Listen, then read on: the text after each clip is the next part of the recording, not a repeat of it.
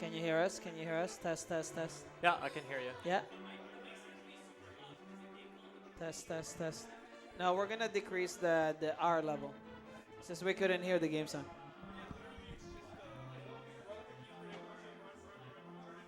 Yo, shoutouts to Sacred. Okay, this is the last one of the night. Thank you guys for tuning in for the whole day. You guys are awesome. You guys give yourself a round of applause. As always, Elminster will be closing our show. Good run as well, Steph.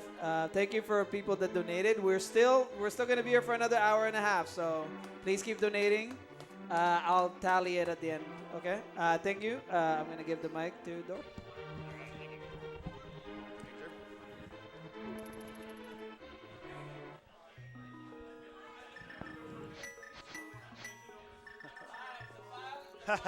Oh, right, file name.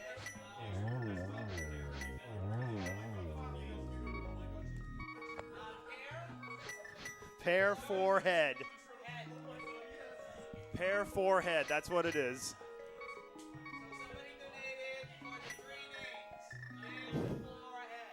Yeah, I made sure we got all three. Yeah. Yeah, somebody clip that.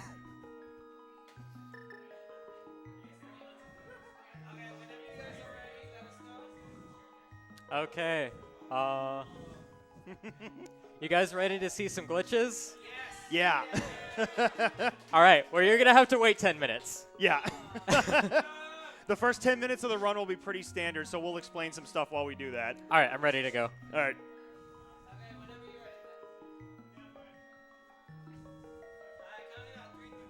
All right. 3, 2, 1, go. Go! 3, 2, 1 pairs. All right, so, well, this is a link to the pairs.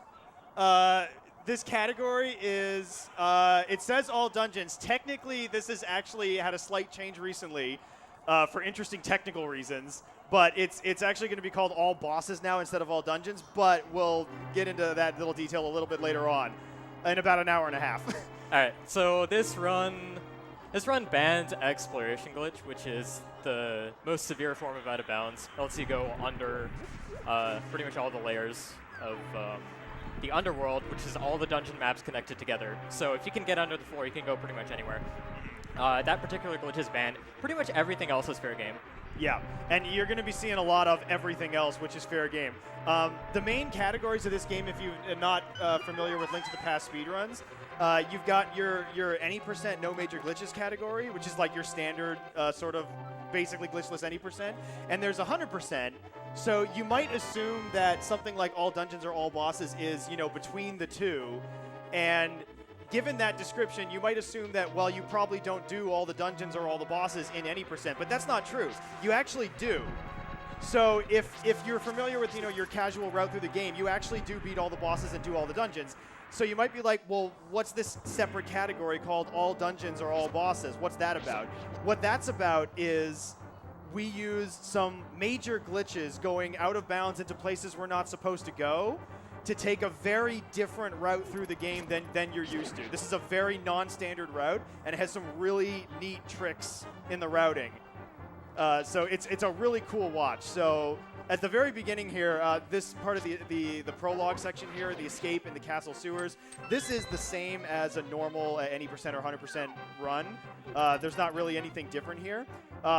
One thing that Elm is going to be doing a little bit, like you saw on the outside, and what he's doing right here, is something called arm pumping. So it's called wall pumping or air pumping, depending. Wall pumping, or if you're doing it against the wall, yeah. Yeah, arm pumping Super Metroid. Okay, that's true. Yeah, it's a similar sort of thing between the two games. But the way movement in this game works is that Link's sprite alternates between moving 1 or 2 pixels per frame. So like one frame is 1 pixel, then the next frame he moves 2 pixels, then the next frame he moves 1 again, and it goes back and forth. So we can exploit that by basically sort of restarting the run animation. And when you start the run animation, if you're going up or left, the very first step the first frame is a 2-frame step. It's a 2-pixel step, yeah. Or 2 pixels, sorry, for the first frame. And if you're going down or right, it's 1 pixel. So by constantly sort of restarting that animation by pushing up against the wall as we're moving to the left, we're getting every single frame, or as many frames as you can mash, with that 2-pixel movement. So it's a little bit of a free time save just pushing up against the wall there. Hey, we rescued Zelda. Game's over, right? No. So yeah, so we're gonna get the lantern here just like the normal run, because that's very important, because we need to be able to see in dark rooms, because as Elm learned during a randomizer run, Dark Aghanim's tower is not very nice. You weren't supposed to tell people that. Okay, so so as Fleck was talking about the whole pumping thing, where your movement pattern starts on 2-pixel frame going left or up, and a 1-pixel frame going right or down. That's like very, very minor optimization for no major glitches runs. But that particular movement mechanic actually comes into play a lot more when you're doing out-of-bounds clips. yes, and as you're going to see later on, once we get past the prologue section and the first dungeon when we go through Eastern Palace, then we're going to start to see some really cool stuff.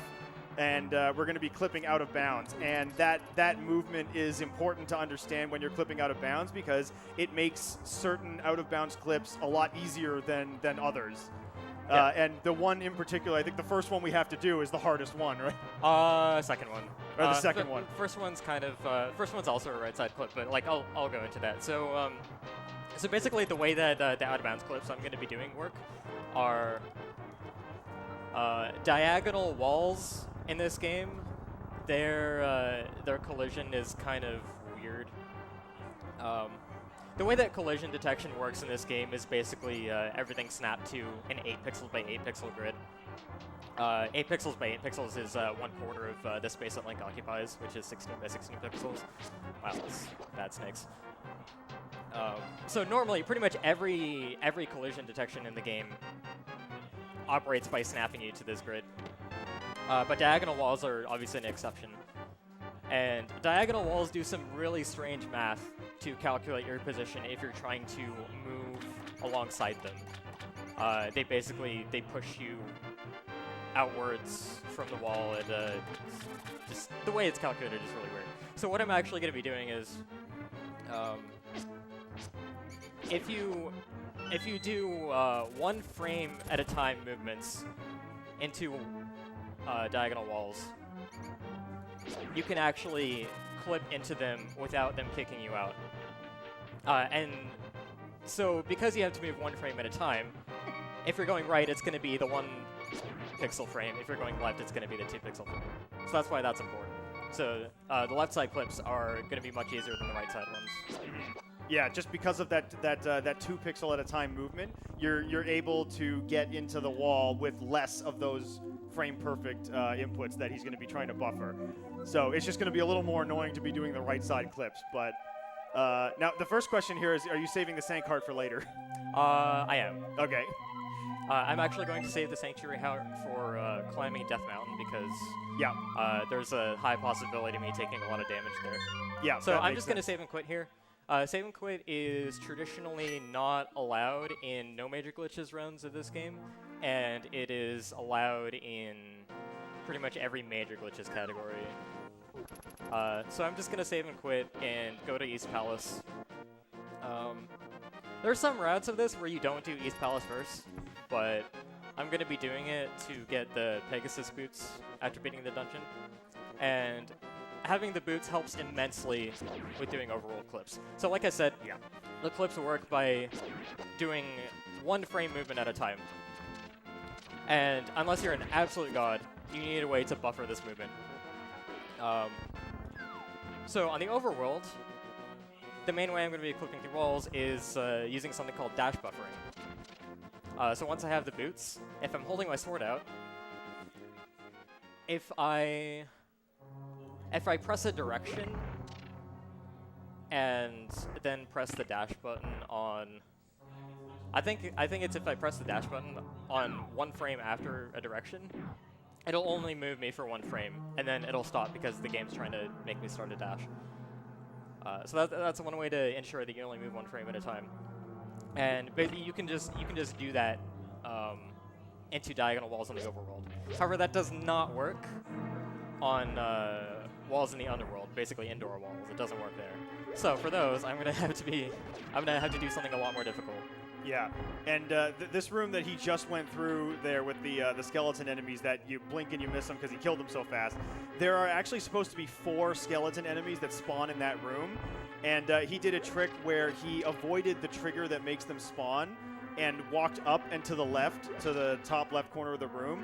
And if you go in a precise spot when you actually trigger the spawn, it essentially despawns 1 or more of the skeletons. So if you do it as well as you can get only 2 of the 4 to spawn instead of all 4 of them. It's also possible to get 3 instead of 4 if you do it like a little bit off.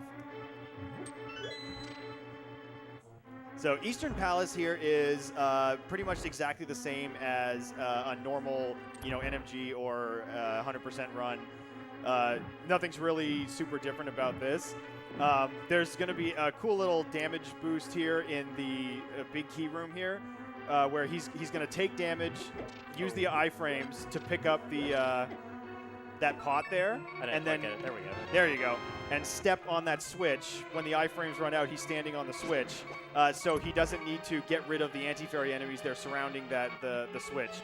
Normally what you would have to do is kill all the enemies in that room, and then the anti-fairies would disperse, and then you can actually get at the switch. That's the intended way, but that damage boost saves a bit of time there. You don't have to kill everything in the room. So here we get the bow, and I'm assuming you're gonna get the silvers later, right?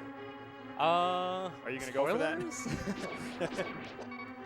Maybe. It's not faster to get silver arrows, but there's actually a way to get them early that I'm gonna be showing off because it's really cool. Yeah, that's what I was meaning. Yeah, you're gonna be showing that off. And cool. It actually it's nice because having silver arrows and gold sword lets you absolutely decimate the ice and mire dungeons, which you're not supposed to be able to. They're supposed to be the prerequisite to get those items. Yeah. Yeah, having silver arrows for Vitreous and Misery Mire is a fun thing. You just get to machine gun them down. All right, so coming up here, we've got the Armos Knights boss. So what Elm's going to be doing is trying to do a quick kill on them. And he's going to be he needs to fire 3 arrows into each one of them. Now, he got 2 extra arrows into that one at the bottom because he wants them to be coming around the top here so that he can land the last of the 3rd arrow hits on that. Very nicely done. What happens is each of those take 3 arrows, and when you kill the last one, the second last one, the remaining knight enrages and turns red and heals back to full and starts a second phase where he tries to jump on you.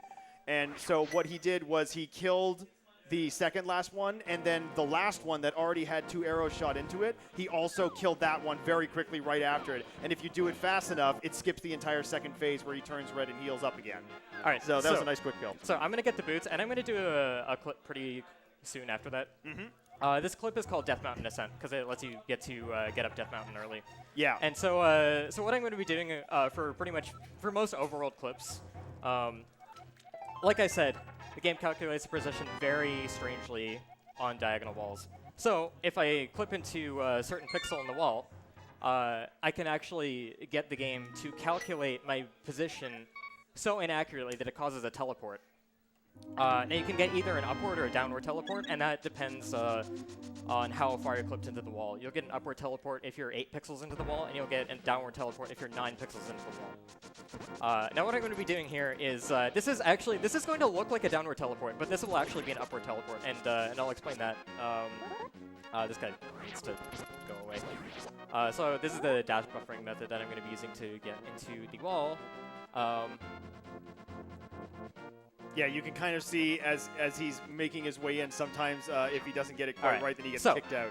So what I did actually, that was an upward teleport, but I actually screen wrapped. So the game thought I was 1 screen above while still using the collision of the screen I was on. So when I hit the screen transition, it took me to 1 right of where that screen was, which is the top of Death Mountain. Yeah. So now he's actually made it up into Death Mountain without having the power gloves that you're normally supposed to get from Desert Palace. We're not actually going to be doing Desert Palace until much later in the run. So now we've gotten up to the cave where you get the old man, but it's the back entrance into that cave where you normally come out. So now we can go in here the reverse way, grab the old man, bring him out and get the mirror. So fun fact, walking over that pit with the old man actually speeds you up because when you have the old man, he slows you down. When you walk across the pit, it is also supposed to slow you down, but the two slowing downs kind of cancel each other out, and the game resets to what your speed actually normally is. That gives you normal speed instead of your old man speed. So now we'll have now we get the mirror here. So now we can mirror back when we go into the dark world. All right. So I explained. I'm going to do a little trick here called spin dash. If I did this right, it's Yep, frame there you perfect. If you hit dash, the frame after you release your spin attack, and you have the boots to dash, obviously, that triggers a glitch state where the game basically just thinks I'm dashing, but I can still move about freely. That's why I'm going so fast. Yeah, you have dash speed, but you can freely move around. So now it's time for the second out of bounds clip here. This is the most difficult clip in the entire run. Yeah, so we're doing a downward right clip into this diagonal wall here. So I'm actually using the select menu to buffer my my individual one-frame inputs. There are faster, more difficult ways to do this, but this is most consistent. What I have to do is I have to hit select again exactly, I believe it's 5 frames after closing the menu. So this is, each buffer I'm doing is a frame perfect trick at 60 frames per second. So I have to get myself 9 pixels into this wall because I want to do a downward teleport. All right, that's 9. And now I have to get to, I have to walk along the wall until I get to a vulnerable pixel, which should be now. And there we go. Boom. Nicely done.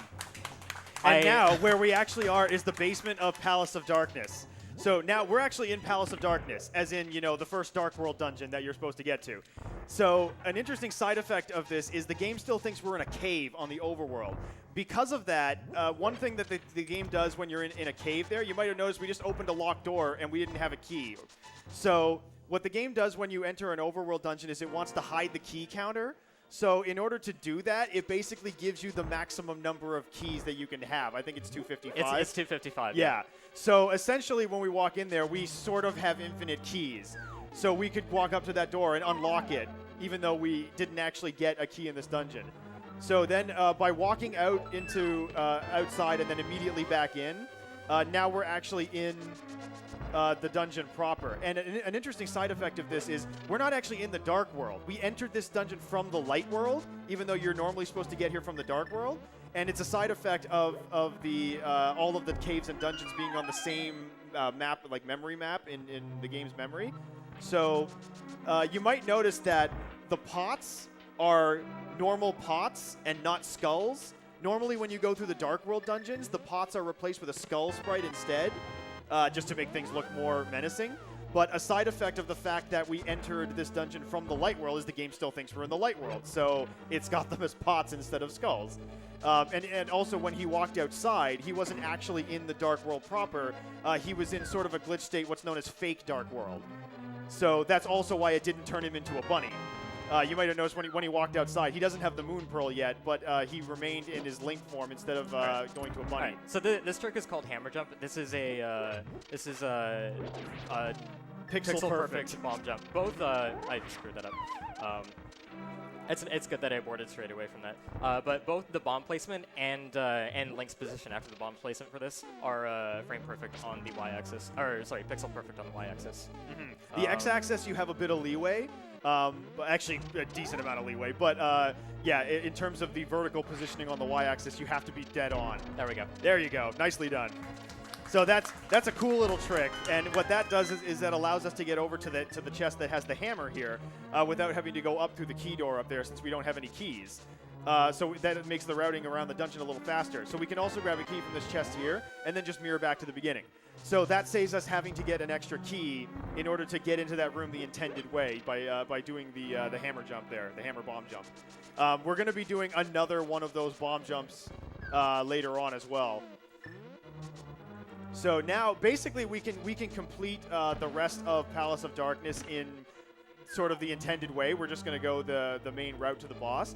Although, when we fight the boss, Helmasaur King, since we got here from the light world and we haven't gone through sort of the intended order of the dungeons at all, we don't actually have the level 2 sword, the Master Sword. We still have the Fighter Sword that you start the game with.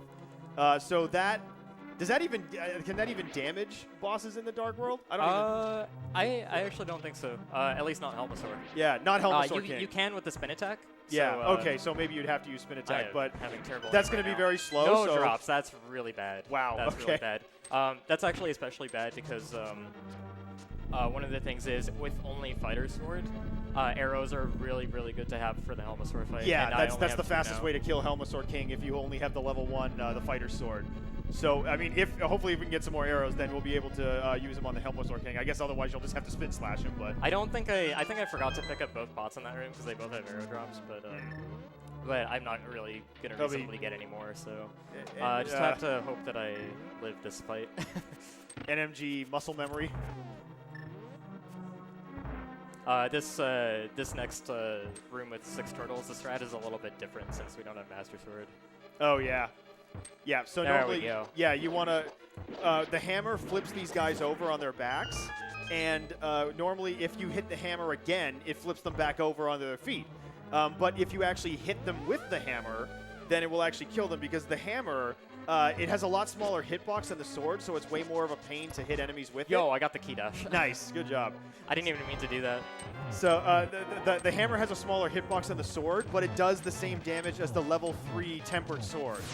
So that's going to be like one of our primary sources of damage until we actually get the tempered sword a little later in the run. So this is Helmasaur King, and what Elm has to do is he has to whack the Helmasaur King's mask with the hammer to take it off. I'm gonna die. We're a little hairy here. Oh, that tail swipe. That tail snipe right there. All right, that's too bad. We might expect a few deaths during this run. It's not an easy category, especially since again, this is the second dungeon that we're doing. This is supposed to be the 4th dungeon you do in normally throughout the game, and you're supposed to have the level 2, the Master Sword, when you get here. So I'm pretty sure I said I would donate $5 for every death. So. Well then, I guess we're well on the upside. I guess you get a chance to get those pots now for arrows. Yeah, I do. So I'm pretty sure that death would not have happened if I'd had arrows. Yeah, you would have been able to kill him a lot faster, so that would have decreased the chances of him sniping you like that. That's too bad. Oh well, we'll get him. We'll get him the second time here. So during that fight, you probably noticed what Elm was doing is. Oh, nice! You got an arrow drop from that guy. Pretty sweet.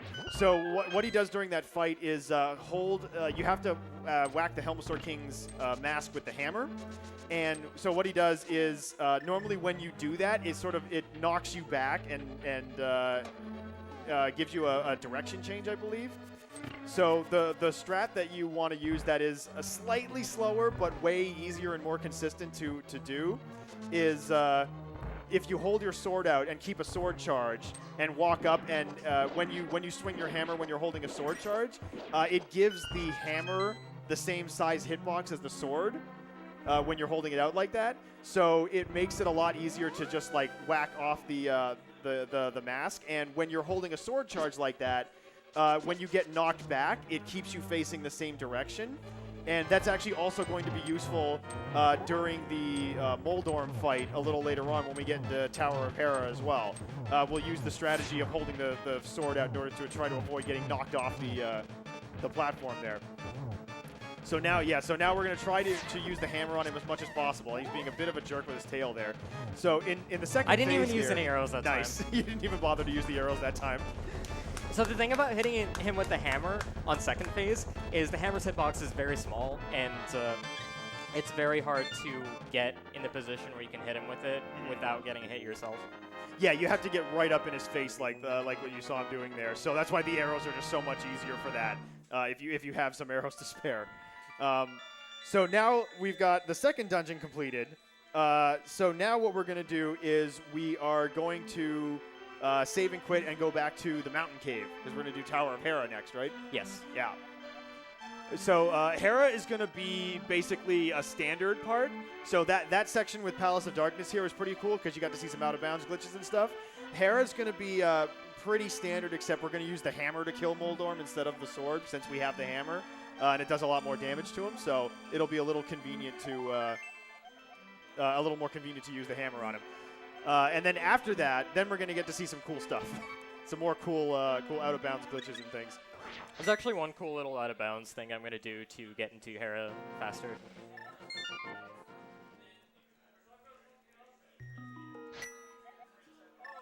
So with the spin dash super speed state that I did earlier, you can actually also clip through diagonal corners, like the soft ones here. I don't know how else to describe that. And so I just basically did another screen wrap to the top of this area, and I was just able to walk into Tower of Hera like that. Nice. That's really cool.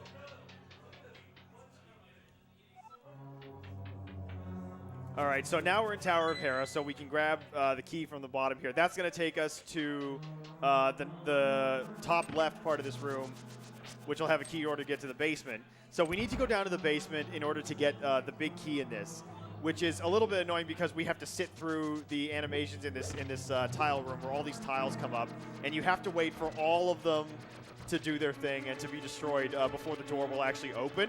So it's just kind of a big time sink that you can't really do anything about, unfortunately.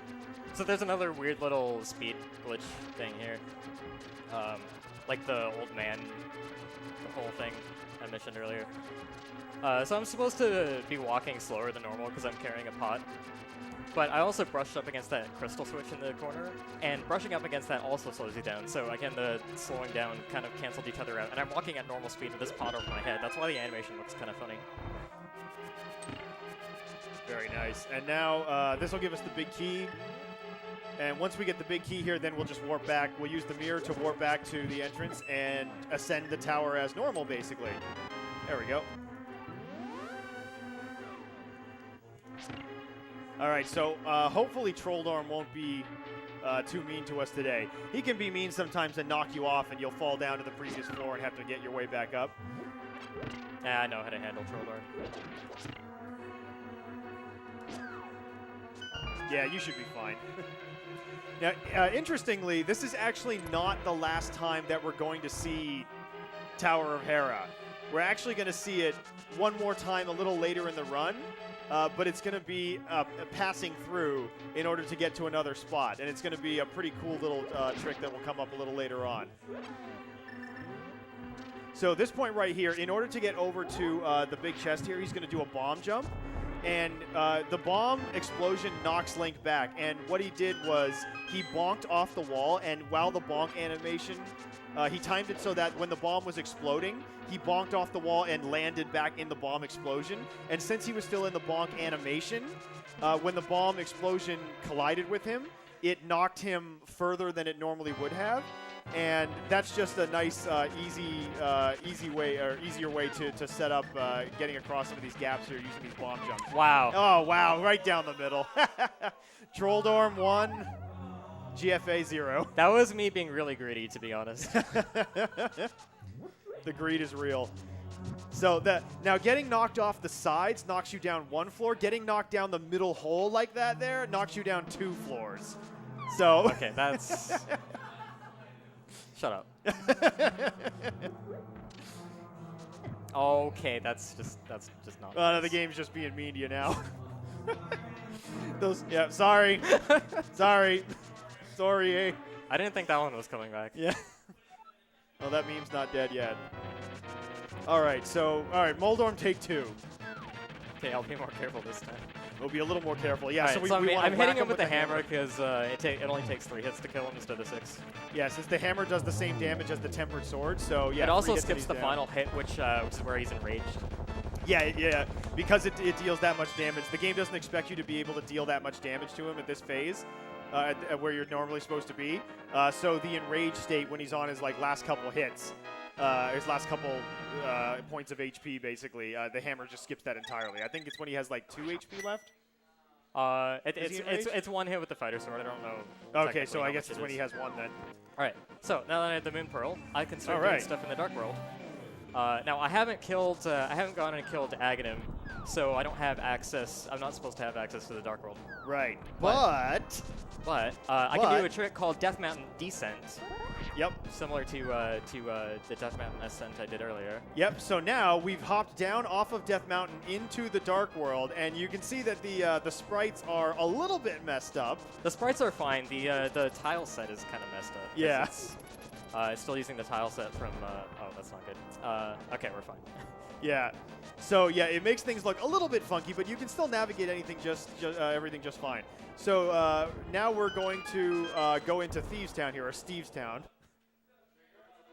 So this dungeon is also going to be a pretty standard kind of dungeon room. However, since we don't have that many hearts and green tunic, if he gets hit by the enemies in this dungeon, they will deal a pretty decent amount of damage. So we want to try to avoid getting hit here.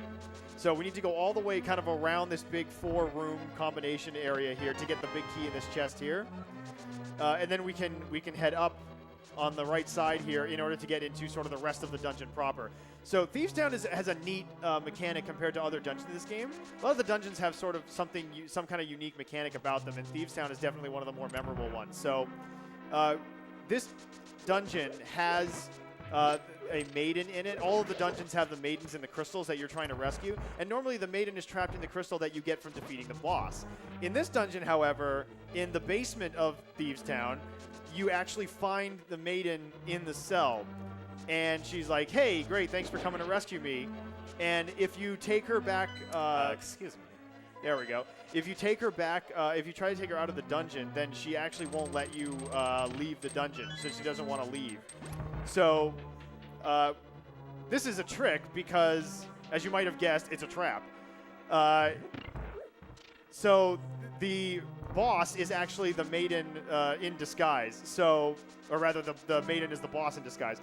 So in order to get the boss to reveal himself, why do I keep pressing X? you need to expose him to the light, which will remove his illusion. So you need to come upstairs on the second floor of Thieves Town here and put a bomb in that hole there, and that allows the light from the window on the top floor here to shine down into the boss room. And if you get the compass, that actually shows you it is marked as the boss room. And it's open, and you can walk right in it, and there's nothing there. So if you just walk straight into the boss room and you don't know sort of the gimmick of the dungeon, you might be a little confused at first as to why you're in the boss room and there's no boss. Well, that's why. You need to open that hole in the floor so that the light will shine through, and then bring the maiden up there into the light in order to trigger the boss fight, basically. So normally I'd go down here because it's faster, but I don't have the power glove, so I can't actually lift that. Yeah, that's a funny little big, detail, yeah. So I don't... Yep, so instead... I don't know what that is. Instead, we're going to go all the way around here. So now this is where we find the maiden here. We go up through these fake locks here, and you can tell this already kind of suspicious because you don't need any keys to get through those locked doors. They just automatically open when you walk into them. They're big key doors this way. Oh, okay. See, here I thought it was Nintendo being flavorful, that like the maiden wasn't really locked away. No, they're the exact same big key doorway that's in Zelda Cell. Yeah. Ah, gotcha. Yeah, so the big chest in this dungeon has the Titan's Mitt, which is now going to be super useful because now that allows us to lift any liftable object in the game, any kind of rock or boulder or anything like that. So when we go back up here, now we'll be able to take the maiden into the boss room and trigger the boss fight. And the boss fight, the maiden, is actually Blind, who's Blind the Thief, who's the leader of the Thieves Guild. So this fight is interesting because it's the only fight in the game where the level of sword that you have doesn't actually matter. The only thing that matters in the Blind fight is how many times you hit him. And when you hit him 3 times, then he crumbles down and the head flies off. When you hit him another 3 times, he crumbles down and the second head flies off. And then the last phase here, you have to hit him another 3 times to kill him. Now, Elm only got hit once in that entire fight, that's a pretty good blind fight right there. So the interesting thing about the blind fight is that it's also one of the fights that has no RNG in it whatsoever if you perform it the same way. Blind's pattern can be manipulated based on the movements that you do. So if you position yourself properly and do the same movement every time, you can dodge everything, all those lasers and shots and everything, and just never get hit. And it looks really cool when done flawlessly. It just looks like you're a god gamer, even though it's like completely predictable. I absolutely did not do that correctly, by the way. Well, you only got hit once, so that was still very impressive. I find it more difficult to do it properly with Fighter Sword because it has less range, so that's like the one difference. Yeah, that's another thing actually that's worth mentioning. The difference between the Fighter Sword and the other swords, the Master Tempered Gold Sword, the Fighter Sword is smaller, so it actually has a little bit less of a hitbox to work with. But the whole reason I came here is so I can get the Titan's Mitt, and the Titan's Mitt will actually let me get a better sword. So. Yep, indeed. So what we're going to do is first we're going to head down here to this bombable hut here because there's a chest full of 300 rupees in here, and we're going to need those rupees later on because we're going to be doing a bit of shopping. So the next thing we're going to do is before we do, the next dungeon we're going to do is Skull Woods, which is directly north of here. But before we do that, we're going to head down here, and we're going to grab this little frog guy here. Now that we have the Titan's Mitt, we can lift up these dark rocks here, these dark skull rocks. So the frog is actually a blacksmith who's been trapped in the Dark World. So we're going to get the Tempered Sword by bringing him back. But along the way, we never actually went to the library. So now that we have the boots, we can bonk this bookshelf in the library and get the Book of Medora off it. And we're going to need that book later on in order to unlock some of the items that we're going to need to finish the game. So then we can warp back into the Dark World here, and we can take the frog up to the blacksmith's hut, where you're supposed to bring him home. And this will give us a straight upgrade from the Fighter Sword, level 1, up to level 3, the Tempered Sword. Since the game is just programmed at this point, it assumes that in order to get here, you must have had the Master Sword already. So it just gives you the Tempered Sword when you do this sequence of events. So we bring the blacksmith in here, and his buddy says, "Hey, I thought you were dead. I'm so happy to see you." And then you have to walk out of the house and back in order to trigger them actually being able to forge your sword. So for 10 rupees, they will forge your sword into a stronger version. And in order to get them to actually do it, they tell you to come back later, but they don't actually tell you exactly what that means. So what it means basically is you need to transitioning in and out of the light and dark world there is a way to trigger that passage of time for them to finish forging your sword. Yeah, you have to leave the screen in some way. Yeah. So yeah, you could go down and actually leave the screen, but it's faster to just use the mirror warp like that. So now we have the level 3 sword, the Tempered Sword. So now we can actually do a decent amount of damage to the enemies in the Dark World here. I can never get that fence dash. that fence dash to a line along it so you can like dash smoothly along it. Yeah, is actually so you have to move. You have to move left exactly 1 pixel from where you transition. Yeah, and so here there's another chest with 300 rupees here, and that was what we call the reverse C house, since it's shaped like a reverse C. No, it's shaped like a C. It's a regular C. So, all right, so now we're going to go into Skull Woods. And the gimmick with Skull Woods is that the dungeon has multiple entrances and exits to it scattered all around the area. And it's broken into sections. It's sectioned off. So you're intended to sort of go into one section and then come out and go in another entrance and kind of weave your way in and out of the dungeon. This room is very annoying, by the way. Yeah, so the annoying thing about this room is we need to pull this statue over here to sit on this button to keep the door open. But those wall masters, those big hands, periodically come down exactly where you're standing and trying to grab you. So if you're pulling or pushing the statue, you're not actually moving fast enough to avoid them. So if you see that shadow coming, you need to actually let go of the statue and move out of the way so it doesn't grab you. If they grab you, they take you back to the entrance where you first enter the dungeon. So basically sort of like a mirror warp, except it's an unintentional mirror warp that you don't want. So here we're going to do another bomb jump here, just kind of like the Tower of Hera one. Same principle of bonking off the wall there to allow a little extra leeway with the y-axis, the vertical positioning there. And now we have the Fire Rod, which is the item that you get in Skull Woods here, and that is needed to actually complete the dungeon. In order to get into the final section where the boss is, you need the Fire Rod to open the way. So since we have that now, we can just basically ignore the rest of the dungeon here. We do want to come up here and pick up this key under this pot here, since we're going to need that for the final section, but we don't actually need to go through anything else in the rest of the dungeon here. So right up here, this is where you need the Fire Rod. You need to use the Fire Rod That's not the Fire Rod. That is not the Fire Rod. You use the Fire Rod on this insect part of the mouth here in order to set it on fire and burn it away. There we go. So now we're into the final stretch of the dungeon here before we get to the boss. So the boss of this dungeon is Mothula. He's a giant moth, and he's the most well-designed boss in video game history. And what I mean by that is he's got a really annoying bug associated with him where He is a really annoying. he is a really annoying bug. He's also got a really annoying bug about the fight. So this fight, you have this guy flying around, shooting little beams at you. But that's not all. You've also got spikes around the side of the room that are going to be moving around trying to bonk you. If I do this dash correctly, it'll double hit him. I don't know if I did it. We'll see. Yeah, and so, but that's also not enough. You've got a moving floor that changes directions. Sure, why not? All right. That was a really good Mothula fight. So that fight, casually, that fight is a bit of a nightmare because you've got all these different things going on. The spikes moving around, the floor moving, Mothula trying to shoot you. And in addition to that, since they didn't want you to be able to cheese him, they programmed it so that Mothula doesn't take damage from the spikes. So Yeah, because normally if you slash an enemy or if you knock an enemy into a spike, it'll take spike damage. And the spikes are actually in the same damage class as the golden sword. yeah, For whatever reason, they decided to do it like that. So they do a lot of damage. Faster strat in a couple rooms before with killing that Gibdo is if I slash him into the spike a couple times, he'll die faster. yeah.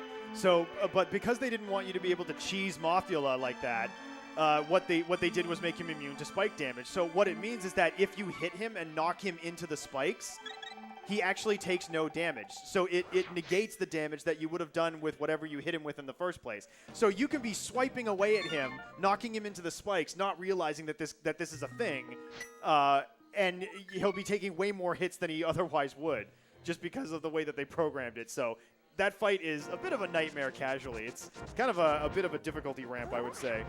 Definitely gave me a lot of trouble when first playing this. So, All right, so I'm going to do Hera Clip again just to get to the top faster. I'm going to be doing a whole bunch of stuff on Death Mountain right now. yeah, so now we're going to go back up to the top of Hera here. We need to go back up to the top of Death Mountain here because we need to get the Ether Tablet, or the Ether Medallion, rather. That's the Ether Tablet here, which we need the Book of Medora to read. You also not only need the book, you need at least the Master Sword, at least the level 2 sword, or else you can't trigger these tablets. So we couldn't do that before until we actually got the Tempered Sword in the book. So now what we're going to do is we're going to get the flippers next from Zora's Domain. That's what we needed the 300 rupee chest for. We're going to buy the flippers from King Zora. So in order to get to Zora's Domain, we're going to do another clip here. We're going to go all the way over to where the entrance to Turtle Rock is, over here, or the warp to get into Turtle Rock. And then we're going to clip down and in order to be able to jump down from Death Mountain right into Zora's Domain. So first what we want to do is get these guys out of the way because they're jerks sometimes. Really? Come on. Yep, so we got to get the spin slash, or the spin speed rather, I glitch. can't do it. There you go. So yeah, so now we've actually jumped down off of Death Mountain into Zora's Domain. And again, similar to when we did it the first time, in order to get down in the Dark World to get to Thieves Town, it's caused a similar sort of tile map glitch out fest here. So it looks a little weird, but we can still navigate it just fine. Okay, I actually find this easier to navigate than the water that's normally here. Yeah, it's kind of even more obvious than the water itself because the different colored blocks stick out so much. So here now we need to pay King Zora 500 rupees in order to give us the flippers. Yeah, so we need the flippers, and we have to pay him to get the flippers. There's no way around this, even with glitches. Yeah. There's a lot of things. There's quite a few things you can glitch to skip flippers for, but Swamp Palace is not one of those things, so we need flippers. All right, so now we're going to do a really, really cool clip here. So we're going to he's going to do the Hera clip again just to get back up to Hera here. And this is just a shortcut up the top of the mountain here. What we really want to get to is we want to get to the warp tile that takes us back into the Dark World here. And then what we're going to do is similar to when we did this before, jumping down off the mountain here. We're going to go a little bit to the right in a bit of a different position. No, I actually want to do it here, I think. Yeah. Okay. So I'm going to do a screen route. Yeah, so now he's actually navigating the overworld south of Death Mountain. I'm navigating the Death Mountain map again, like it's repeated, but my actual true coordinates are the screen below. Yeah. So when I put this mirror here, the warp is not going to be here. It's going to be an overworld screen south of here. Yeah. So now that I've got that placed there, I want to use that for a specific thing. So what I'm going to do is I'm going to go in here to like reset my coordinates so I can interact with sprites properly. I'm going to die intentionally. Yeah, so we are going. This is an intentional death. Oh no! Rip burn. All right. Because I died instead of saving and quitting, that means this mirror warp is still going to be where I put it, and I'll show you where I put it. Yeah, the place where that mirror warp actually ended up is a very interesting and precise place. It has an interesting ramification here. We're going to run up into the castle here, and it's right over here next to the tree here. And if we hit this warp, it's to the pyramid in the Dark World. Oh, I messed up. Oh, it's a little bit to the left there. I didn't walk into it properly. There we go. There we go.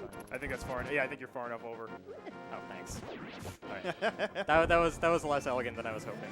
Oh well. So yeah. So as you can see here, he's warped into behind the bombable wall for the big ferry here. Normally, in order to get here, you need to blow that wall open with the giant bomb, and you don't get access to that bomb until you get crystals 5 and 6, which are Ice Palace and Misery Mire. So instead, we use this warp glitch to get behind that bombable wall and enter into the fairy fountain. And the fairy fountain allows us to throw the tempered sword in order to get the gold sword upgrade. So now we have the most powerful sword. And it also allows you to throw the bow in, which will give you the silver arrows. So you're normally not supposed to be able to get the gold sword and the silver arrows until after you beat those dungeons. And that has interesting ramifications because the gold sword makes enemies in those dungeons a lot easier to deal with, and the silver arrows make the boss of Misery Mire in particular a lot easier to deal with because you can just machine gun him down with silvers. So now that we got those upgrades, that's a pretty cool little trick there with the warp tile. Now what we're going to do is we're going to go down here to the swamp area. We're going to warp into the Dark World right here around the swamp. And now what we're going to do is we're going to clip our way into the mire area where the desert is in the light world. Yeah. So we're going to go up near the Haunted Grove. This is called Fluteless Mire because it completely skips the need to ever get the flute. Yes, exactly. So normally you can't access what would be the desert in the light world. In the dark world, that area is Misery Mire. It's sort of a swampy mire area.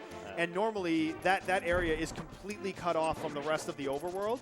The way that you need to get in there is you need the flute in order to fly to a specific spot. And then you need to use a warp tile that's hidden there in order to go into the Dark World, and that's how you enter Misery Mire. So instead, what we're going to do is we're going to clip through the wall here onto the top of the cliff, and it's going to glitch out a little bit here, but now we're actually in we're actually in the Mire area. So the reason it's glitched out there is because there's actually supposed to be rain in that area. So there's a background layer of rain that normally spawns there, but it doesn't load properly when you clip into it like this. Yeah, because it's not loading the correct tile set. It's pulling basically garbage data for the rain. And this also lets us get into Desert Palace here. So we're going to do Desert and Mire back to back. So in Desert Palace, you might have noticed we've gone in the reverse way that you would normally go. We didn't go in the front door. We went in through the area that you would normally come out when you're taking the intended path. And so what that's going to mean for routing purposes is we're going to grab the key off there. We're going to go over to the right side here and get the big key. And then we're going to be able to mirror all the way back over there and skip a bunch of traveling since we actually entered on that side. Normally, you would just enter in the main room at the very bottom there from the main entrance. That would be the intended way of doing it. So now this lets us get back to the other side very quickly. So that saves a bit of time. And we actually don't need to go get the item in there. We just need the big key in order to get into the boss here. So now we can just go straight to the boss. So if I actually got that item there, it would screw me because you're not supposed to get the Power Glove and Titan's Mitt out of order. Yes. So the game doesn't account for you getting them out of order. So if I were to pick it up, it would actually overwrite my Titan's Mitt. Yeah, this is not randomizer where it would never downgrade you. It used to. In very old versions, it used to. That was a problem. Yeah, that's an issue. Like V2 or so. I think V3 it was fixed. Yeah, so now we can just go through the rest of Desert Palace. Totally standard here. The key in this room is in the top right corner, so we just grab it and keep going. In here, you need a fire source in order to light the torches here. Since we have the fire rod, which we're not supposed to have, we can light the torches a little faster here. And are you going to fire rod or silvers? How are you going to do this? What do you think? Probably silvers, if I had to guess. Yeah. So since you're not supposed to have either of these items when you fight this boss, so the land molas here are extremely weak to fire rod and silver arrows. So, just a little bit early on the last one there. So much for the one cycle, but that's okay. We can just hit him twice with the gold sword, and that kills him too. So a single silver arrow, what you saw there, the silvers do so much damage that they die in a single hit from them. You can also use the fire rod, which kills them in 2 hits, or the gold sword is just 2 swipes and they're done. These weapons are not intended to be used against this a boss from the early game here, because obviously the game didn't intend you to have them yet. So now we can use this warp here to go back into the mire area. And since we're warping in from the light world, now the tile set actually loads properly, so now you can see the rain. So this is what we need the Ether Medallion for. The Ether Medallion is necessary to enter Misery Mire here. The route for this dungeon, by the way, this is one of the coolest things in the entire run. This is my favorite part of the entire run. This part of the route is really, really cool. All right. Okay, so so for the first part of Misery Mire here, it's going to be pretty standard. We want to take the same route that you would normally take in an any % run in order to get the big key. And then once we get the big key, then things get interesting.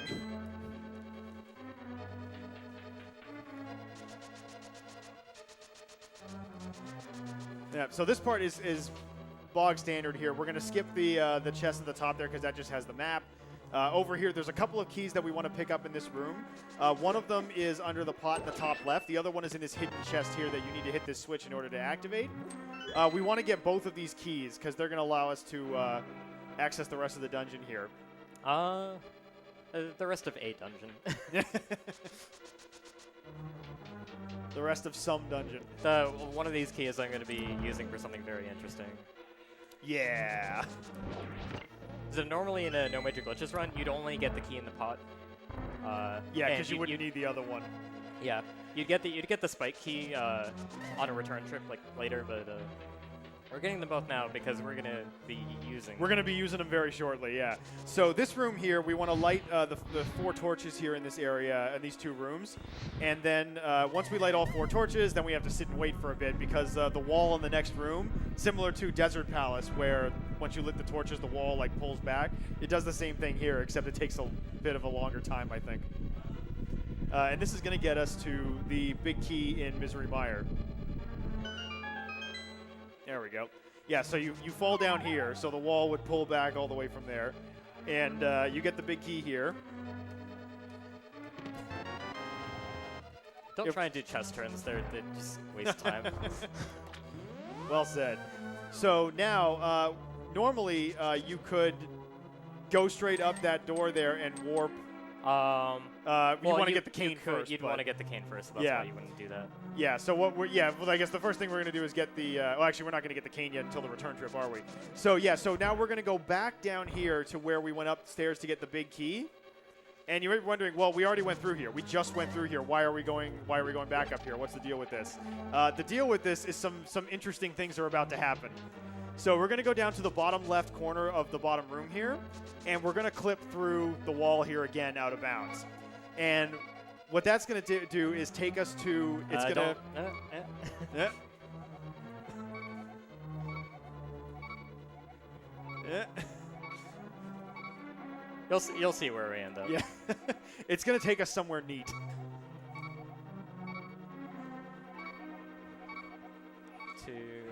Oh, that was too many.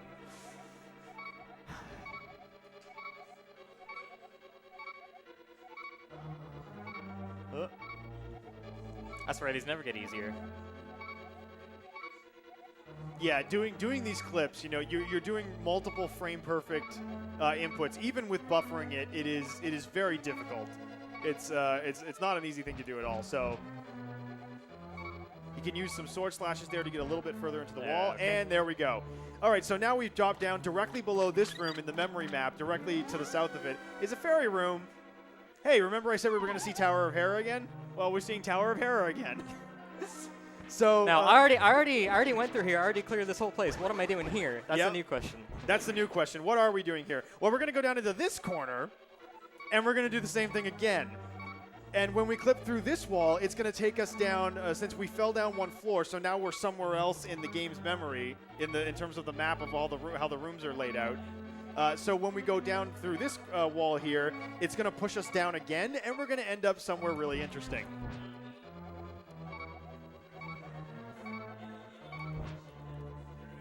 And now we're in Swamp Palace. So Swamp Palace, we're in the first room of or the first of the flooding rooms here in Swamp Palace. So we're going to use this to fill the water here so that we can. And this is what I needed that key for. Yeah, and so we needed that one key to open this one locked door here because we flooded the area with the other key. So now we're in Swamp Palace, but here's the thing: the game still thinks we're in Misery Mire. So we got the big key in Misery Mire. So when we walk up to the big chest in Swamp Palace here, we can open it because it thinks we have the big key, because it thinks we're in Misery Mire. Then I mirror, and now I'm actually back in Misery Mire. Now we're actually back in Mire. So what we just did was skip a huge chunk of Swamp Palace, where you normally have to go all the way over to the very left side of Swamp Palace in order to get the big key, and then go back to the main room to get the hook shot from the chest. Because the interesting thing about Swamp Palace is that you don't actually need the big key to get to the boss. You just need the hook shot. The hook shot is your block in that dungeon. So by skipping the big key, we just skipped a whole chunk of that dungeon. So now that we're actually back in Mire, we can go over and get the Cane of Samaria here in this room, which is the big key, the big chest in Mire. And so we've opened two big chests with one big key. That chest turns frame perfect, by the way. It's it basically, like, if you do one in the correct place, it'll save one frame, but it's mostly just for swag.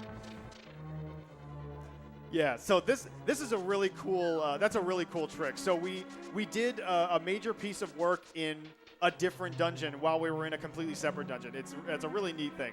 So and the main reason for doing that is to skip the big key in Swamp Palace, because it takes a long time to get. Yeah, so that just saved us having to go through like half of Swamp Palace basically.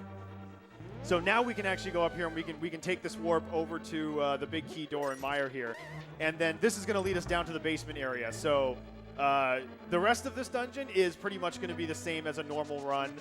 We're going to go through the basement and we're going to get to the Vitreous boss fight.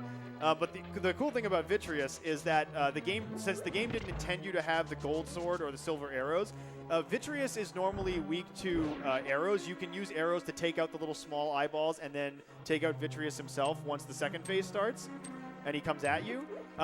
But again, since the game didn't intend you to have silvers at this point, silvers do a ton of damage. So silver arrows will take out all of the small eyeballs in a single shot, and Vitreous himself will go down in 2 arrows, and he normally takes 8 if you don't have the silver arrows. So normally the only way that you would get to experience doing the Vitreous fight with silver arrows is if you were playing the randomizer or something. But running this category also gives you that thrill, because it's pretty fun to be like really overpowered for some of these boss fights and just completely destroy them.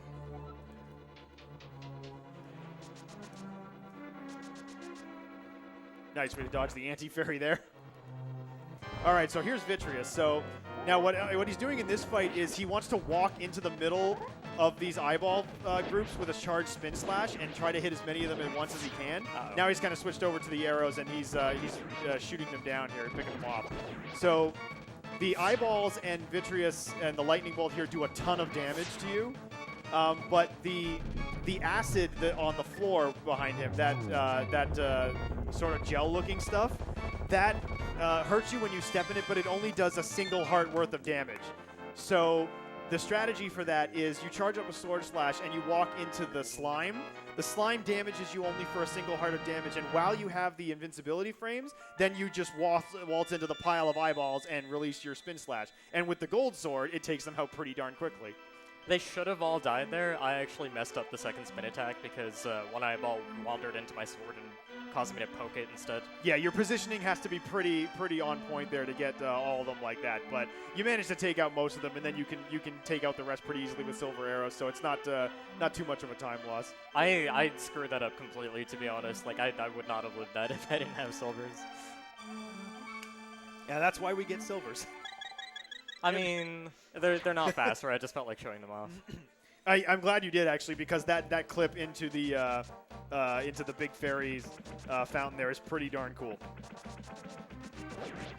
All right, so now what I'm we gonna need kill to this do... guy because he's really annoying. Yeah. So now we're going to do Swamp Palace next, but the thing is... I did not mean to press Y. Oh.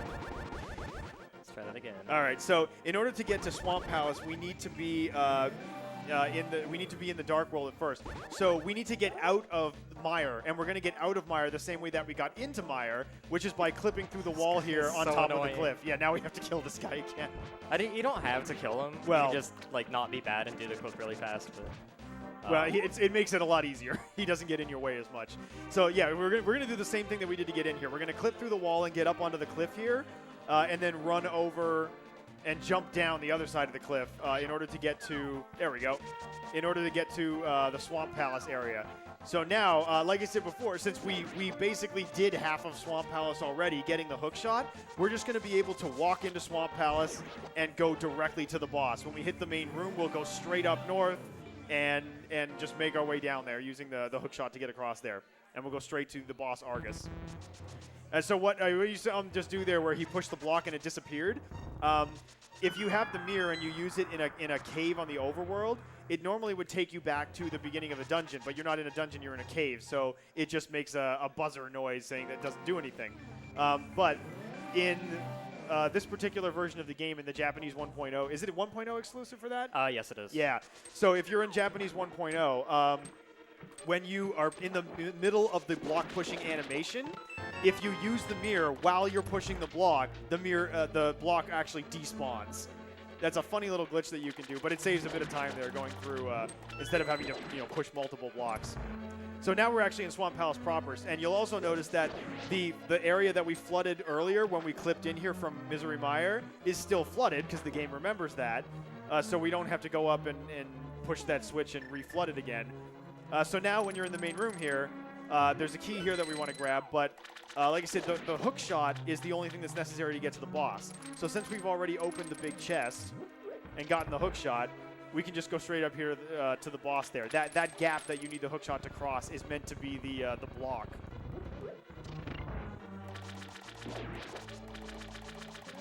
So the rest of this dungeon is going to be the same as a normal run, basically. We're going to go up here, down this set of stairs. You need to go, after using the statue to weigh the switch down, you need to go specifically down this right set of stairs because that's how you get to this switch to drain the water here. And then we can just keep going straight up and then head down into the lower level, and we'll fight the boss. And the boss fight in Swamp Palace here, Argus, is also kind of a fun fight because, again, the game didn't think that you would have this powerful of a sword at this point in the game. This is only supposed to be the second dungeon that you complete in the Dark World. So you're still kind of supposed to have the Master Sword at this point. So instead we have the Gold Sword. So we're just going to be able to like mow through Argus like nothing. Just completely cut him down. And we've also got a lot of hearts here too, more hearts than we probably would normally have. So you need to pull all these little puffballs off him with a hook shot, and once they're sort of floating their way back to him, you can hit them with the sword. So they only take a single hit with the gold sword here. They only take one hit with Tempered as well, and you can have Tempered here. Mm-hmm. Yeah, if you want to do Ice Palace and Mire first, it is possible, but The shot's kind of difficult. I missed that silver shot. I There we missed go. that one. That was setupless. You got that one. Or though. I hit that one rather. That All was right, unexpected. nice Argus fight. So like you saw there, we also get to use the silver arrows against Argus here, and they're just completely overpowered. They kill him in one hit. You can also end up using them, like we said, you can use arrows in Phase 2 of the Helmasaur King fight. Silver arrows also kill Helmasaur King in one hit in Phase 2 as well. So it's pretty fun having endgame equipment earlier in the run.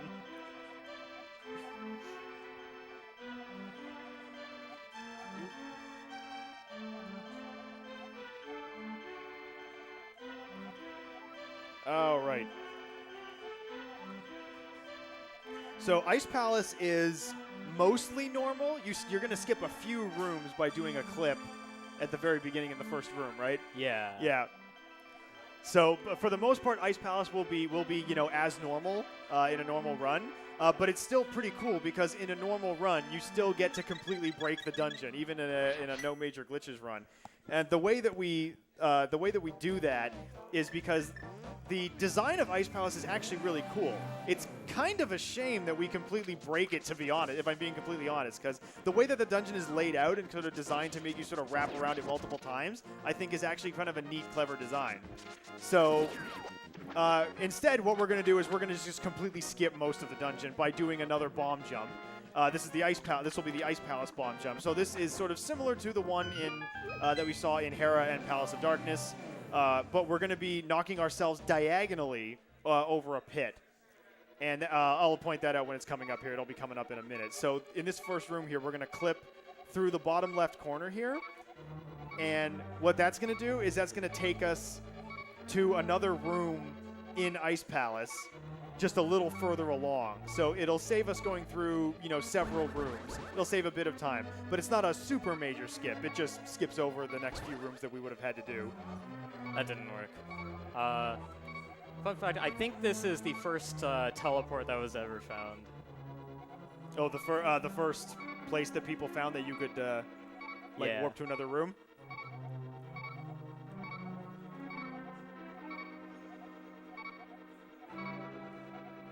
Almost. Okay, 1, 2, 3. One more, and that should work. Okay, there we go. There we go. All right, nicely done. Nice clip. Ice Palace, nice palace. All right, so now that basically just skips us going through several rooms down one floor. So there's nothing too interesting there. But in this room, we have to kill these Stalfos Knights. So there's the fun little strat where you knock them both into the bomb there, so they both die at the same time. So what's interesting about that is that they both share all the Stalfos Knights. They share a flag for whether they're able to be damaged by bombs, like whether they're stunned or not. Oh. So by stunning only one of them, actually allows both of them to take damage from the bomb, even though one of them isn't visually stunned. Nice. So Elm just got the Ice Palace bomb jump there first try. So normally you're supposed to use the crystal switch to lower the orange crystals in order to get through that room. That layout of that room there, that is completely that is completely key to the design of the dungeon. And by being able to bomb jump across that gap so that the orange switch stays up, that completely breaks the way that this dungeon is supposed to work in terms of an environmental puzzle that you're meant to navigate. So instead, we will completely skip the majority of this dungeon and just fall down a couple spots here. We're also going to skip the item in the big chest, which is just the blue mail. And we're also skipping the big key by doing this. And also skipping the big key as well. Yeah, we don't even need that. You can do this in a no major glitches run. It's pretty well known. This is actually how you're when I say that Ice Palace is going to be done as normal in a normal run. It's still actually pretty cool because we skip most of the dungeon by doing that bomb jump. So what you're normally supposed to do is when you first come into that room, you saw that when the blue blocks are down, you can push that one block down and use it to weigh the switch down below to open the room to the boss. Very nice machine gunning there. So now we're going to try to keep Cold Stare in the corner. Ah, there we go. Pretty good. That was a pretty good fight. He got a little bit away from the corner, but still managed to take them all down without any of them getting loose. So that was well done. So, yeah, normally what happens is you come in there and the blue blocks are up. The orange blocks are down. So that allows you access to go around to sort of the right side loop of the dungeon. And you eventually make your way around the loop, get the big key, come back around you sort of loop back around the other way and head down to the basement. And there's a crystal switch all the way down in the lower area right before the boss door that you hit to switch the orange blocks back up and bring the blue ones down. The problem is then if you notice in that room, the orange blocks are sort of on the left side. So when you come back up from the basement, you then have to go to the right. You can't get to the left side. You have to go all the way back around again before you can come in from the left side and push that block down like you did. But by doing the bomb jump, keeping the orange blocks up and doing that bomb jump in the earlier room coming in, you just completely skip all of that multiple loops around the dungeon I just described. So it saves like several minutes. About like 2-3 minutes, something like that. So I'm actually going to go get the ice rod now. Because I don't have the flute, this is, I have to think geographically about when am I going to get stuff. And this is the fastest way for me to get to it. Yep, exactly. Yeah, so we never made our way over to the ice rod cave here on the very bottom right corner of the map. And since we have the boots now and we're in the area anyway, since we just did Ice Palace, it just makes sense to do this now. And we're going to be needing the ice rod because we're going to be going to Turtle Rock. It's actually kind of convenient because I need it immediately after this. So, the way that I'm going to get into Turtle Rock, I don't have the Quake Medallion. So the way I'm going to get in is pretty interesting. This is going to be a fun one, yeah. So normally to get to Turtle Rock, you need to get the Quake Medallion from the Quake tablet, which is out down by the desert. You get it the same way as you get the Ether tablet by reading the book with the Master Sword or higher.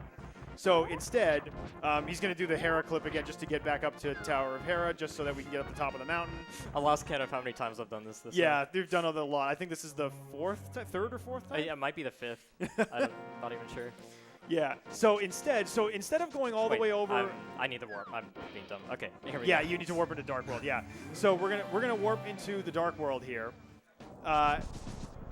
And then we're going to go to this corner here, and we're gonna do sort of like what we did before with Desert and Maya, where we're clipping like over the wall into the cliff here. And this is going to take us to. I got kicked out. I did it wrong. I always do this one wrong. I always forget what the visual key is.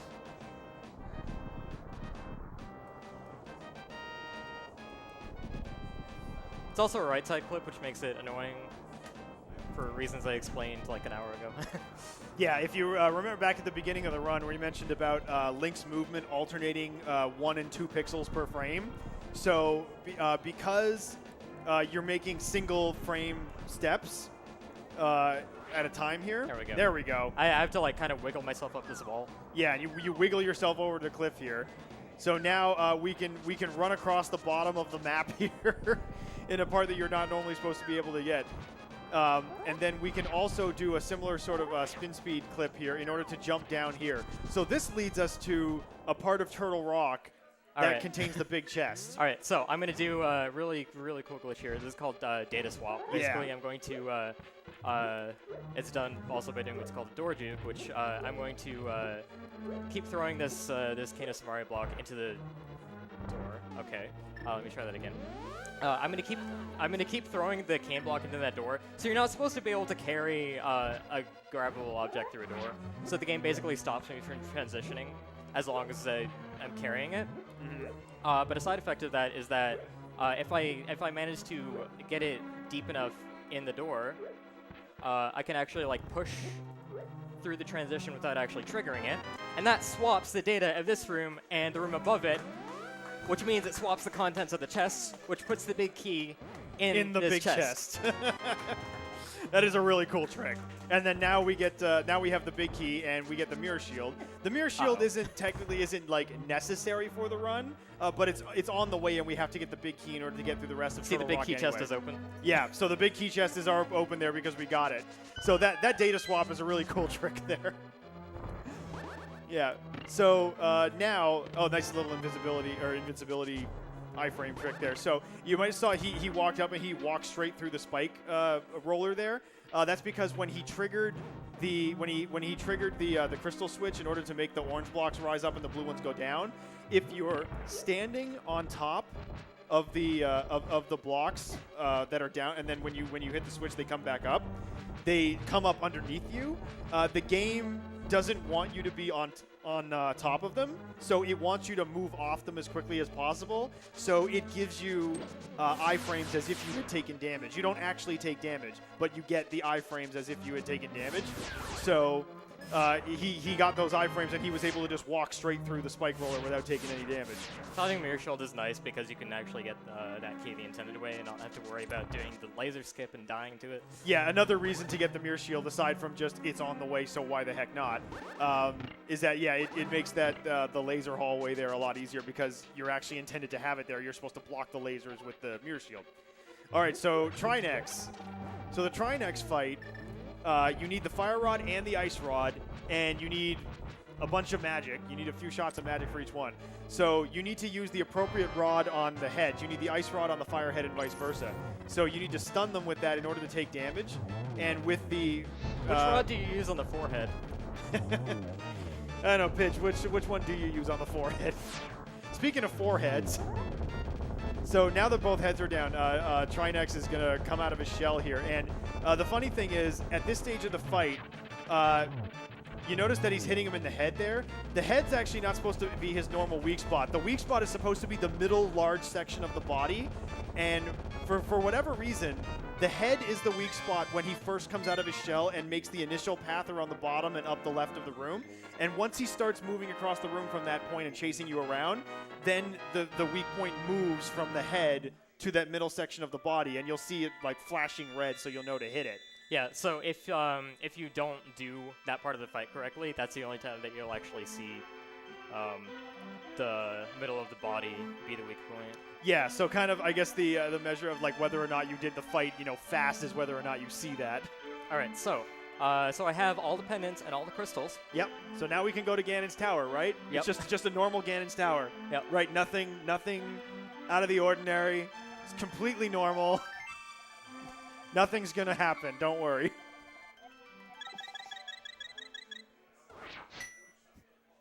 All right, so now we're gonna head over and we're gonna open up Ganon's tower. Oh, I'm stuck in the entrance of Turtle Rock. Oh, I guess you have to go back into Turtle Rock, huh? Well, that's a bit of a problem. Yeah. What are we gonna do about that? I don't know. I'll think of something.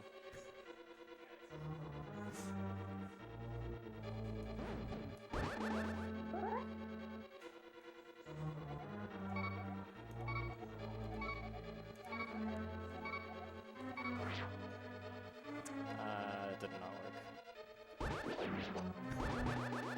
This is fine. Everything's fine. I did not mean to do that.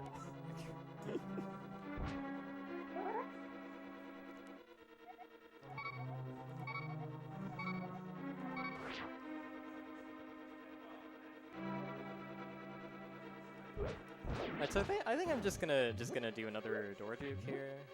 See what happens. Yeah, may as well. I mean, I'm not really sure what you're supposed to do at this point. Oh, hey, look, we broke the transition. I didn't break it enough. I don't like the way it's scrolling. So. We'll just try that again, I guess.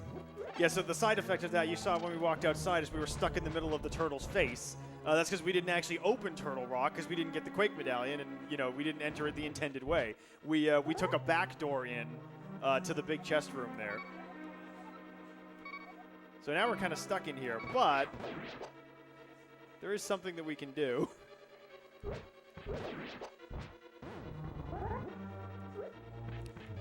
He's going to do another data swap through this door here. Okay. And hey, we kind of broke the camera scrolling here. Oh, things are getting a little strange here. Oh no, I fell in the hole. Oh dear. Oh, hey, it's Aghanim. Oh hey, it's Aghanim from of Ganon's Tower fame. How are you doing, Aghanim? So what Elm just did was a wrong warp. He did another data storage glitch. You can notice that the scrolling is kind of messed up here.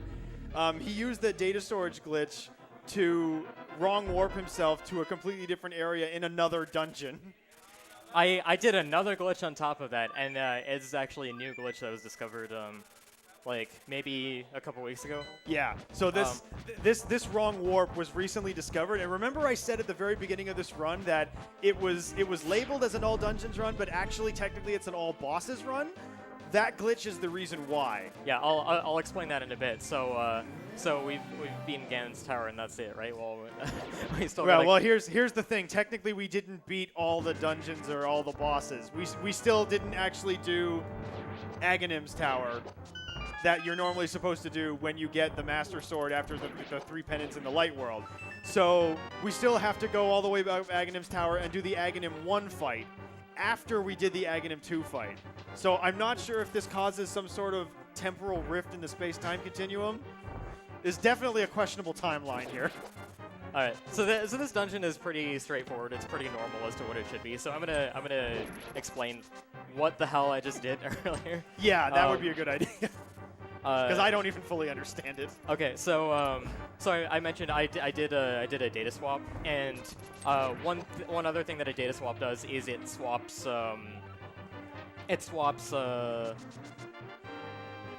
So there's a difference between holes that you can fall into that are just a pit that'll rob you of 1 heart and put you back at the start of the room, and holes that will take you somewhere. There's a flag in each specific room that basically determines whether holes hurt you or not. And if they don't hurt you, they will warp you somewhere. And that somewhere, the room also has data for that. So, depending on what that data happens to read, if you swap the room data with a room that doesn't have holes that hurt you, it has holes that warp you, it's going to warp you somewhere. Now, where you actually don't, how do I explain this? So, normally, if I were to do that, I would drop into an unused copy of Aghanim 2's room. Like you saw, I had to dash left when I was inside the wall to actually get to the fight. It would just drop me in the center of one of those unused rooms if I did that normally, and I wouldn't be able to get out. There would be nothing I could do. It would be pretty useless. But on the way to the door, before I did the data swap, I did something that was recently discovered. That was called the quadrant bug. Now, when you're passing, if you do a spin attack on the same frame that you are passing the boundary line for the quadrants of this room, because each room is actually made of like 4 individual screens in a square. If you do that, it creates sort of a scrolling bug, depending on the axis that you did it on. So I did it on the y-axis, I think. I did it while traveling on the y-axis. And traveling, you have to travel some way. I used the Samaria block conveyor. That's one way. There's some ways where you need to set up to spin attack and ricochet off something. But yeah, so that camera misalignment due to the quadrant bug is what it actually enabled me to drop down into the hole for the wrong warp inside the wall so I could get to the actual useful part of Aghanim 2's room. And that didn't make any sense, and I'm sorry, Ed. It's a fairly complicated trick in terms of the way it actually works. Now, the funny thing about beating Aghanim 1 at the very end of the game is Sahasrahla is basically telling me all these maidens I have to go rescue and stuff. You have to go and rescue just, the maidens. I have to do all this stuff to kill Ganon. And there's a giant hole in the top of the pyramid that he doesn't seem to realize is there. Because we've already done all of that, because we did things completely out of order, because that's how this run works. So anyways, I think I should finally explain the distinction that was between all dungeons and all bosses. Because of that trick, because of that wrong warp to Aghanim 2, there was actually a category split for this where we decided to have an all bosses category instead. Because what I do is I beat Aghanim 2 from Turtle Rock. That's technically sort of not beating Ganon's Tower. Right, because you're not actually in Ganon's Tower, you're in Turtle Rock. Yeah. You warped yourself over to a room from Ganon's Tower, but you entered Turtle Rock. And that may sound like a really weird, arbitrary distinction, but it's based on the way the game actually treats it. Because if you were to do that with getting a crystal from a dungeon, if you warped your way, like for example, if we went into Mire, you remember how we were in Misery Mire and we warped, we clipped over to Swamp Palace and we used the big key from Misery Mire to get the hook shot from the chest in Swamp Palace? If we had continued through Swamp Palace and beaten Argus, the boss there, and gotten the crystal, that actually would have given us the crystal from Misery Mire, because the game still thinks that we're in Misery Mire. So the same logic goes into thinking that you beat Aghanim 2, but you beat Aghanim 2 while the game thinks you're in Turtle Rock. So the game doesn't think that you've beaten Ganon's Tower, it thinks that you've beaten Turtle Rock. So that's sort of the mentality, the reasoning behind the category split. The category split functionally does. Nice Ganon fight. Thank you. Oh, Ganon's dead now, by the way. The Ganon fight was fairly straightforward when you have gold sword and silver arrows, but... All right, time is going to be when I walk through this door. Yep. We get ready on time. All right, time. Time. Nice run. All right, so the reason we had a category split over this minor thing is is the door glitch the wrong warp to get to Aghanim 2 is like kind of like shaky. Did you actually beat Ganon's Tower or not? Yeah. So That's we the now reasoning behind it. have an all bosses category where you're allowed to do that, and then we have now the all dungeons category bans door glitches and wrong warps. So there's quite a bit less crazy stuff, and you have to do Ganon's Tower fully. So this category split kind of happened while I was preparing to do this run here. So I decided to do the all bosses variant because it has more cool stuff in it to show off. Yeah, I definitely agree. I think that's a cooler route. You get to see some really, really interesting routing through the game and doing things in a weird order and all sorts of cool stuff like clipping into one dungeon from another dungeon. Yeah. It's a very cool run. So yeah, that is Link to the Past all bosses, not all dungeons. Although we did sort of complete all the dungeons. Well, I guess technically we didn't. I don't, is Ganon's Tower a dungeon? Yeah. Nice. All right, give it up again for Elm. That was a really cool run. Thank you for showing it off. There you go, Russell. Okay. It's been a long day, guys. Thank you for tuning into Games Finished. This is the first event that's actually just Games Finished in our Twitch. Oh. I hope everybody enjoyed the show. The next one's going to be in December. I don't know which date, but the next one's going to be in December. Right now, we've raised $368. Good job. But I'm not actually sure what the actual final number is, so I'm just going to have to calculate and combine everything. And yeah, I just put it in the bin, the container over there. All right, well, give yourself a round of applause, guys. Good job. All right. That's it for us. We'll see you guys on December for our last one of the year, okay? Yeah. Okay. Good job. All right. Thank you to all the watchers that have stayed with us all night. You guys are amazing. Thank you for tuning in. Thank you for donating. Thank you for everything that you guys have done with us, hosting and everything. It's been a long day, and we're just gonna be closing up and everything. Okay. You guys have a nice night. Okay. Good night. Good night. Good night. Bye. Bye. Bye. Bye.